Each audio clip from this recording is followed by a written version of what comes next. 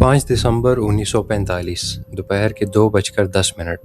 آسمان بالکل صاف ہے، سمندر پرسکون ہے، اور امریکی نیوی کے 5 بہترین طیارے جنہیں فلائٹ 19 کہا جاتا ہے اپنے معمول کے مطابق مشن پر ہیں۔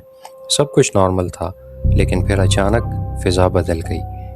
پائلٹ چارلس ٹیلر کی آواز ریڈیو پر گونجی۔ ہمیں کچھ سمجھ نہیں آ رہا، ہمارے کمپاس کام نہیں کر رہے، زمین کہیں نظر نہیں آ رہی، ہر چیز عجیب لگ رہی ہے، حتیٰ کہ سمندر کا پانی بھی سفید ہو چکا ہے۔ کنٹرول ٹاور انہیں گائیڈ کرنے کی کوشش کرتا رہا، لیکن پائلٹس کی آوازوں میں خوف بڑھتا گیا۔ ایسا لگ رہا تھا جیسے وہ کسی ایسی دنیا میں داخل ہو چکے ہیں جہاں زمین کے قوانین لاگو ہی نہیں ہوتے۔ اور پھر آخری پیغام آیا۔ ایسا لگ رہا ہے جیسے ہم سفید پانی میں داخل ہو رہے ہیں، ہم پوری طرح کھو چکے ہیں۔ اور پھر خاموشی۔ 5 طیارے، 14 لوگ اچانک ہوا میں غائب ہو گئے۔ انہیں ڈھونڈنے کے لیے جو ریسکیو طیارہ بھیجا گیا وہ بھی کبھی واپس نہیں آیا۔ کہاں گئے وہ سب؟ انہیں آسمان نگل گیا یا سمندر کھا گیا؟ یہ وہ لمحہ تھا جب دنیا کو پتہ چلا کہ بحریہ اوقیانوس میں ایک موت کا جال بچھا ہے۔ یہ کوئی معمولی سمندری حادثہ نہیں تھا، یہ اس خوفناک علاقے کا تعارف تھا جسے دنیا آج برمودا ٹرائی اینگل یا شیطانی تکون کے نام سے جانتی ہے۔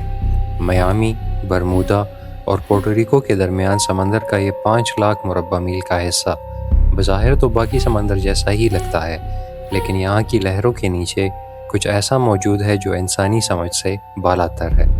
پچھلے 100 سالوں میں یہاں 70 سے زیادہ ہوائی جہاز اور 100 سے زیادہ بحری جہاز غائب ہو چکے ہیں، اور سب سے خوفناک بات یہ ہے کہ ان کا کبھی کوئی ملبہ نہیں ملا، حتیٰ کہ کسی جہاز کا ایک ٹکڑا تک نہیں ملا، جیسے وہ کبھی تھے ہی نہیں۔ کیا یہ کوئی نیا مسئلہ ہے؟ جی نہیں، تاریخ گواہ ہے کہ یہ ممنوعہ علاقہ صدیوں سے انسانوں کو ڈرا رہا ہے۔ جب کرسٹوفر کولمبس 1492 میں یہاں سے گزرا تو اس نے اپنی ڈائری میں لکھا، آج رات میں نے آسمان سے آگ کا ایک بہت بڑا گولا سمندر میں گرتے دیکھا، اور رات کے وقت عجیب و غریب روشنیاں سمندر پہ دیکھیں۔ کولمبس نے یہ بھی لکھا کہ اس علاقے میں آتے ہی اس کے کمپس نے کام کرنا چھوڑ دیا، سوئی شمال کے بجائے غلط سمتوں میں گھومنے لگی۔ سوچنے کی بات یہ ہے کہ وہ کون سی طاقت تھی جو 500 سال پہلے بھی وہاں موجود تھی اور آج بھی وہیں ہے۔ 1918 میں امریکی نیوی کا سب سے بڑا بحری جہاز USS سائیکلاپس، جس پر 309 لوگ سوار تھے، اسی راستے پہ نکلا۔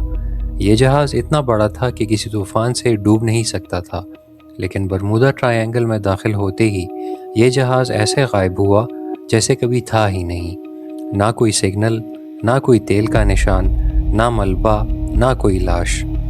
اس وقت کے امریکی صدر نے کہا تھا، یا تو خدا جانتا ہے یا پھر سمندر، کہ اس جہاز کے ساتھ کیا ہوا۔